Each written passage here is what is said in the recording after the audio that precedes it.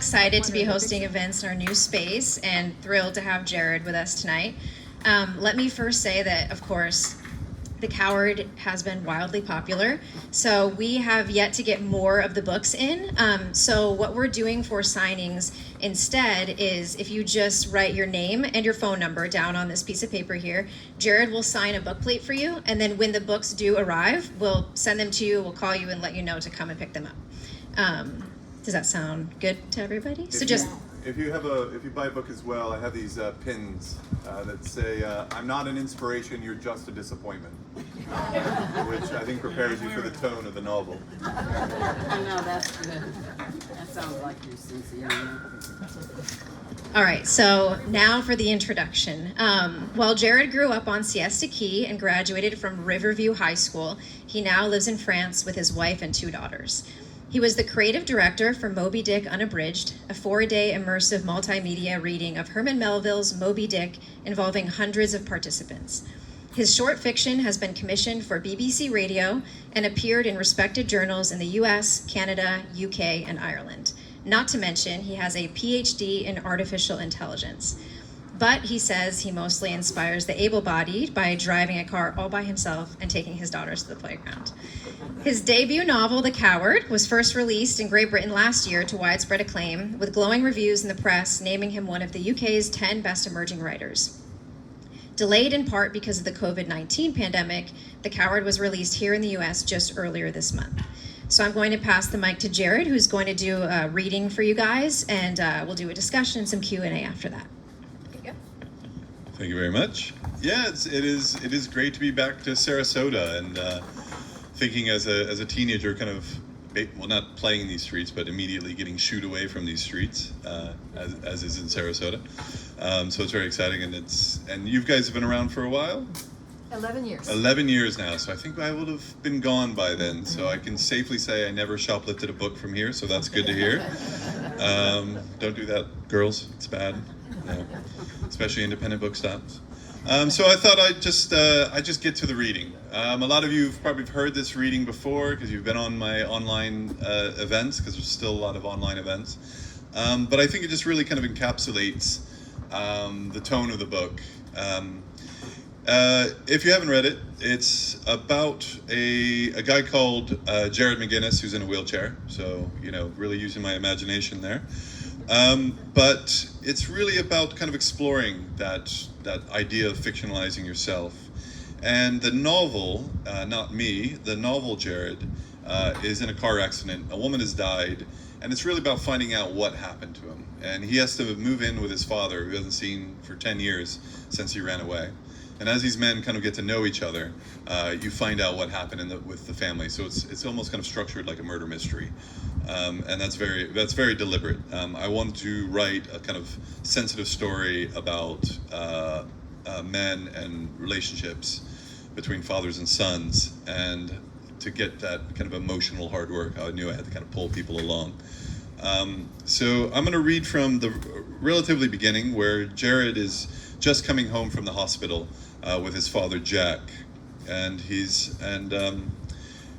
think it's pretty self-explanatory. So if you haven't bought it, this is your free taste here. This is like a little bit of ice cream on the spoon here. At the hospital, he didn't ask any questions. Just, "You ready?" And the car ride was silent. Jack opened the passenger side door. Brick-colored shingles capped the white rectangle of his house, which sat at the end of a short driveway marked by an aluminum mailbox. The carved number 99 on the wooden post smacked of Jack's handiwork. "Come on," he said. I managed to nod. Jack pulled the wheelchair back a couple feet. "Jump for it. You can do it." "No." He shrugged off his ignored joke. The pecan tree was still front and center, but smaller and unremarkable. In my memories of childhood, it had been a behemoth of rough gray and red bark that dwarfed the house. Its wide canopy of leaves hung with the beards of catkins, which put the entire front yard into shade, so the grass grew only in patches. Beneath it, I saw an 8-year-old me cracking nuts between 2 chunks of cement. His fingers were stained black by the 2 green husks. From the corner of my eye, a 13-year-old me sneaked out of a side window as a police car pulled into the driveway. By the front door, painted butter yellow, I remember it as white, the shadow of a younger Jack held 16-year-old me by the throat. This house was haunted with memories. A heaviness pinned me to the car seat. My body knew that if I went into this house, there was no pretending. I was a 26-year-old paraplegic with no money, living back home with a man, my father, who I hadn't spoken to or seen in 10 years. It would be Jack's bad jokes, the accusing ghosts, and the premature decline that awaited an invalid like me. Jack lifted my legs from the car. The laces of my red Adidas had been removed to make it easier for me to get them on and off. When he set each foot down, the bump against the ground registered at my waist. It unnerved me. Hold on to my arm and grab the old shit handle and lift yourself up.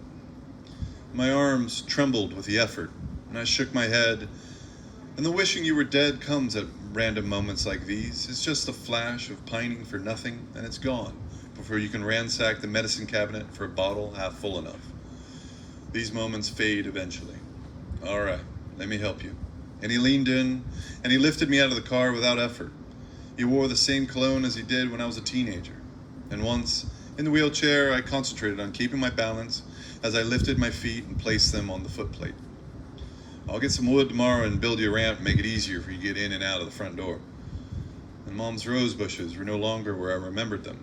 And after my mom died, the house always had a smell of emptiness, dust, and paint.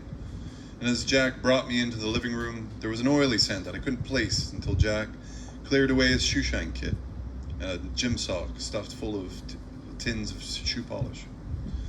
Then a single knock rattled the front door. "You expecting company?" Jack said. I shook my head. He stepped outside and came back holding a pink training toilet. The 3 princesses in full evening gowns on its lid were weather faded. Disney-esque shades doomed forever to watch toddlers foul before their royal visages.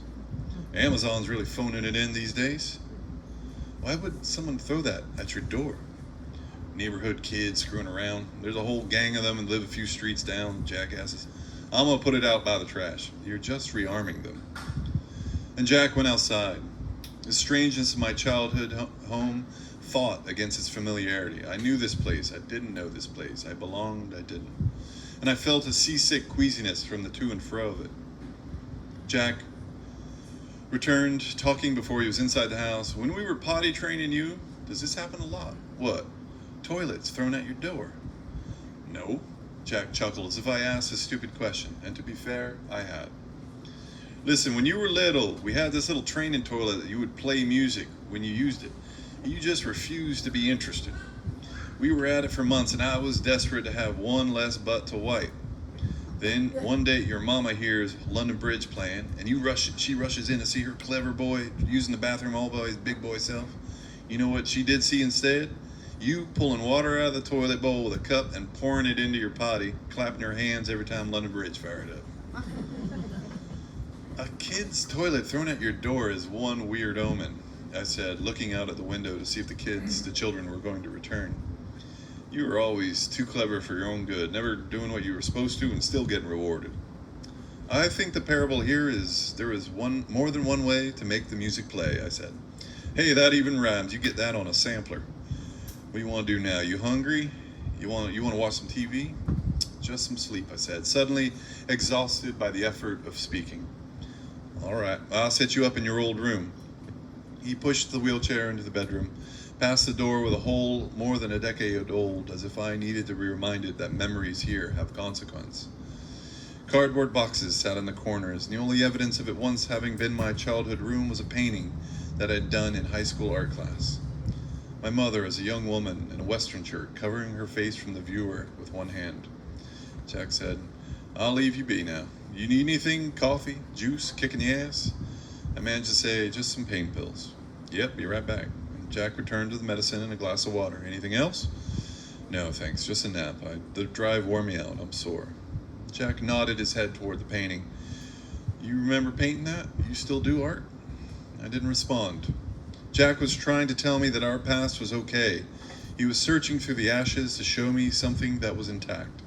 but it was too newly broken to recognize a chance to heal old wounds. He looked around as if uncomfortable with the silence. Okay, all right. If you need that kick in the ass, I'm out here. I'm gonna close the door now, okay?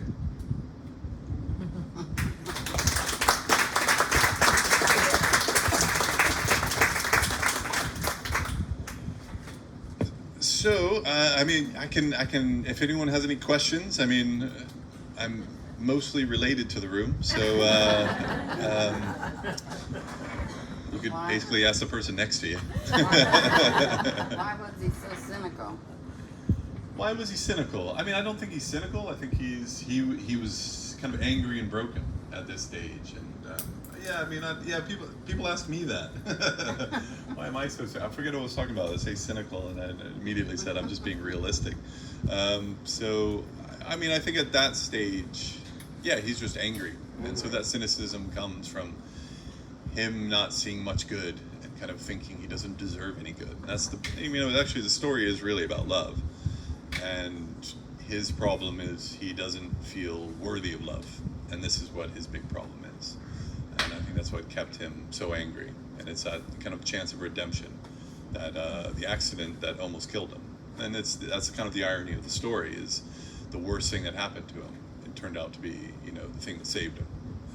So at this stage, he's quite cynical and broken. But I think that's him protecting himself. So. Could you talk a bit about your decision to name the protagonist Jared McGinnis? Yeah, sure. Yeah, absolutely. So that was kind of a key decision and really kind of changed the book, because at the time I was writing this, I was teaching young writers, and a lot of them were basically writing about themselves. They were writing like fictional versions of themselves, and it was so obvious. And there was some times where they just wouldn't let anything bad happen to their character, and I was just like, that's just bad fiction. Like they gotta suffer a bit. Like maybe I overdo it, but I just. What can you do? And I started thinking about what is that decision to make these kind of like simulacrums, these kind of avatars for ourselves, and you see it all, and it, when it came out, people were like, oh, this is autofiction because it's autobiographical fiction, and I was like, well, I don't think it is. I think that's what fiction's always been doing. Chekhov, Tolstoy, Zola. Then up to now, Philip Roth, Raymond Carver, these guys were all writing a fictionalized version of themselves.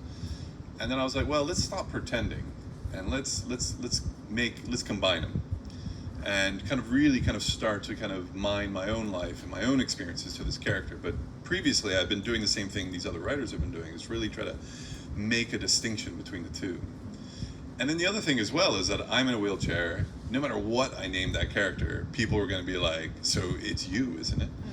And that came out, I was like, oh, I kind of get this, I get this 2-for-1 basically, because I remember when Sally Rooney's books came out, everyone was like immediately assuming, because she was writing about a young female, that the character was her.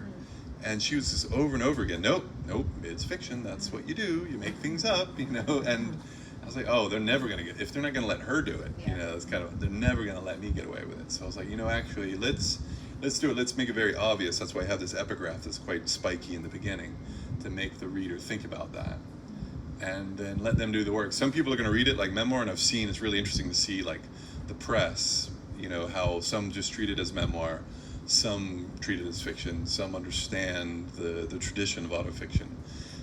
And that's great. It was kind of an experiment to see like how, and I personally am a little mischievous. I love the idea that there's all this like false information now, and I can see like the top Google searches now are Jared McGinnis accident and Jared McGinnis wife, because the girl in the book, her name is Sarah, and then my wife is Sarah, and I spell it the same, something like that. So, and that's really interesting to see like people, and so I was like, it worked. Yeah. It'd be complicated if you write a memoir one day.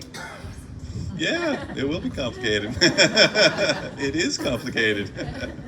Because I wrote this book before I had kids, and now I'm like, man, I'm pretty smart. Like I pretty much nailed it. There's one line where Jack says, like, being a parent means always being wrong, and then he goes, and I think it's your turn today, to Jared.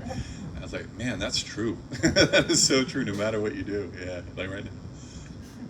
Get that out of your mouth. How old is he? So he's 26, Yeah, he's 26. So, yeah, and he had run away when he was 16. To find out you get available for purchase. Right. Why the title The Coward? Does that have to do with the lack of self-worth? Yeah, absolutely. So what's the worst thing you can call a man, right? And it's interesting, I'm learning French now, and there's no feminine form for coward in French. It's only a term for, it's only a masculine term. You can only call a man a coward. And I would say the same thing as in English. It just doesn't make any sense. And to me, it was irony. And in my mind, I had Dostoevsky's The Idiot, because the idiot, he's called the idiot because he actually believes in acting like a good Christian. Everyone else is kind of a hypocrite. And so it's an ironic title. And I was kind of going for the same, as these men see themselves as cowards. And there's one or two times where he literally calls his dad coward and he calls himself a coward. And the irony is that, these two male characters are doing the hard emotional work that society does not reward men to do for. We're supposed to just keep taking the punches and just kind of swallow it down. And these guys actually, didn't do that. The relationship was, they made the effort to kind of mend that relationship. So, and it's, the dynamic between the father and the son is kind of like classic, kind of setting up these opposing, like Jack has had time to kind of digest what's happened and kind of has understood and has made his peace with it. And then throwing Jared in there who hasn't, and who's just kind of just like thrashing ball of pain. That just, that creates tension immediately, and you kind of see it in the beginning, like something bad's, this is really going to happen. And it's through that tension. And then, that's why people say, like, I read this in a night, is because I've kind of thought about that way of writing a story, just about our little lives, our everyday lives, but write it like a thriller, and write it like, oh, something bad's gonna happen, something bad, and doesn't happen in that chapter, so you keep reading and see when something's definitely gonna happen. This kid is a pain in the butt, and he's, you very early, I set out to write a book about a disabled character that wasn't about disability, and I wanted to make it very clear, very quickly, that the wheelchair was the least of his problems, because everyone assumes when they see me that my wheelchair is a problem. They're like, oh, I really feel bad for you. I'm like, I just flew business class from France. What do you got? I got no problems here, And that's the interesting, that's the kind of really irony of it. I want to kind of capture that in the novel, because I didn't see that novel out there. Disability seems to be just treated as this kind of catch-all term and kind of describing it. And like, that's the one thing that we all will become at some point, And it's like it's amazing that we don't have more empathy. It's fascinating, because it would all be very helpful, And it's interesting in the U.S. How you see how the ADA Act has really made life much easier and better, and it's really fascinating to see that, So, What's interesting that you said that somebody be reading it to look for something bad happening, like waiting, what's the next thing? I was waiting for what was the good thing that was going to happen. Yeah. You didn't know. Yeah, it's You fun. did, Yeah, somebody, the Italian version came out this week, and in Italy they described it as, it was a book that started out as an Irving Welsh novel and ends as a Nick Hornby. And I was like, that's actually quite clever. That's really good. I wish we had that in the English version. That's great. Yeah, and I think that's about right. I mean, it was always, because it is a tough book. I just thought it would be, I didn't want to, because I love Thomas Hardy.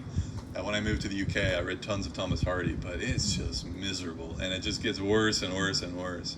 And I always had in my head that there would be two stories going simultaneously. One would end towards a tragedy, and one would end in a comedy, and they're connected. And so I always had that structure in my mind, because I didn't want to do the kind of descent into horror, that Thomas Hardy was so good at, and I love, but also I'm American. I like happy endings. I'm curious, since you write short fiction and essays as well, how did this begin for you, the sort of seeds for the book? Yeah, so it started out as short stories. I was kind of writing around this character and this world, and I think it really from moving to the UK for so long, and it's the fish doesn't contemplate the water. So when I was an American in America, I didn't really think about the stories. And it's funny, like it was, kind of, having conversations in the UK, I was like, yeah, I grew up with some kids that owned their family owned a circus, and I would continue on and they're like, well, what? Like, yeah, that's unusual, is it? Oh yeah, no, I just thought that was normal. Like, of course you know somebody in the circus. It's Sarasota, Florida. And I was like, that really was starting to think about that. It's those kind of stories and just like the unique and then this kind of world. And so it started as short stories, and then I started winning some prizes, and then agents started going like, oh, your short stories are great. We can't sell those. Can you write a novel? And so I was kind of like, well, can I? And I kind of always say my kind of ability, exceeds my, my goals by about 2 or 3 years. So I was just like, it took me a while to figure out how a novel works versus short stories, or at least how that novel works. And that's the problem. It's like you solve that one problem. And yeah, so it kind of existed as short stories, and it just started. I was like, I think this is bigger than this. I need a bigger canvas, and I was curious about that. And yeah, I was a research scientist. I did study AI, and I worked as a researcher, and I took a very kind of scientific approach to it. I was like, okay, I want to write short stories, so I'd read short stories, and because I didn't study English, I was like, what makes a short story work? And this one really affected me. Why did that affect me? And really kind of did that process. And then I would I'd read something bad, and I'm like, okay, how do I make that better? And I would compete against the author. And I was like, okay, that's a terrible sentence. Can I make that sentence terrible or better? Yeah. And then I would go up against like the masters and say, oh, can I improve that sentence? I'm like, nope, I can't. That's amazing. And why can't I improve that? Why is that sentence? And that's how I started doing the novel. And a lot of the first drafts were like undoing every instinct I had for a short story, because they operate in such very different modes. A short story is closer to poetry than it is to a novel, and people seem to confuse that. They think it's related to the novel, but it really isn't. And so I had to kind of undo all that, and that was a few years, and then like just kind of slowly kind of figuring out. And again, like after my kids were born, I kind of looked at the draft, and that's when I really started saying, I'm going to make it. I changed the character's name and really kind of started reading tons of memoir to see how memoir works, because it's a popular fiction. It's a popular form that I didn't really read at the time, and also kind of it's really kind of interesting how like literary culture kind of poo-poos memoir, like it's not real writing, stuff like that. And that's fascinating to me, because actually the novel was considered a woman's form and it wasn't true art. And you see this now, you see the same thing saying now, and that's fascinating to me. It's like, I think anything could be an art. And it's true, there are a lot of memoir that's bad, but there's a lot of fiction that's bad as well. And I have like author friends who are very sniffy about memoir. They wrote a memoir. So that just like red rag to a bull. I'm like, nah, you can make anything art. And so I kind of looked at memoir, like how do I steal some of the techniques of the voice in memoir? And there's some light brushing, and in the bit I read, it's that bit about him talking about suicidal thoughts and ideation, and it was that kind of moment of pausing the story, and then this other voice comes in, this kind of memoiric voice. You see this in a lot of memoir. The author now comes into the story in the past, and so I steal that occasionally. So. She asked a question. She's looking for something good in the book. You used the word misery, and Les Miserables came into my mind. Yeah, I remember sitting in Les Miserables. So do you have a bring 'em home moment? Yeah, I mean that's it. If you're in the middle of it, don't worry, there's good stuff, and there's lots of humor, so it's funny throughout. Like, and sometimes I'm doing that because it's funny to be funny. I like being funny. Sometimes I'm doing that to kind of bring us out of the darkness, right? So, and that's what useful to have these two stories. It's difficult to have two kind of stories running parallel, because sometimes you'll get a reader who's like, oh, I prefer the past story versus the present story. And so to kind of make sure both stories are strong, your work is double, but the advantage is you can do a sad bit here in the present, and then the past can be quite light. And that actually gave me this degree of articulation to really kind of create some nice balance. Kind of almost like a symphony. There's these like high and low notes, and you want to bring it down, you want to bring it up. And I was doing this very consciously. So there was always, there's humor throughout. So and honestly, I want to make you cry so I can make you laugh. And if if you can do that as an author, if you can have that degree of articulation, to me, that's you're doing really well, because it's a hard trick to pull off. That's kind of, I still write like that. It's like, let's do something hard. Otherwise, what's the point? There's plenty of books in the world. So like, I don't want to add, one more, I don't need my book name out there that much. I want my name associated with something interesting and good. So, yeah.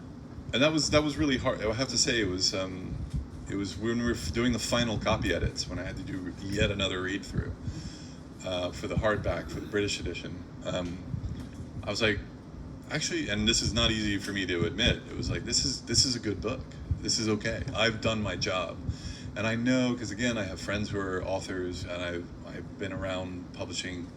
You can have an amazing book and it just disappears for whatever reason. You have no control of it.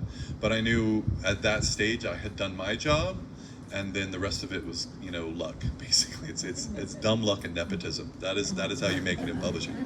So, yeah. Will we see the characters again? I don't know. I don't know. I mean, you'll see me. So like, there'll be a version of me.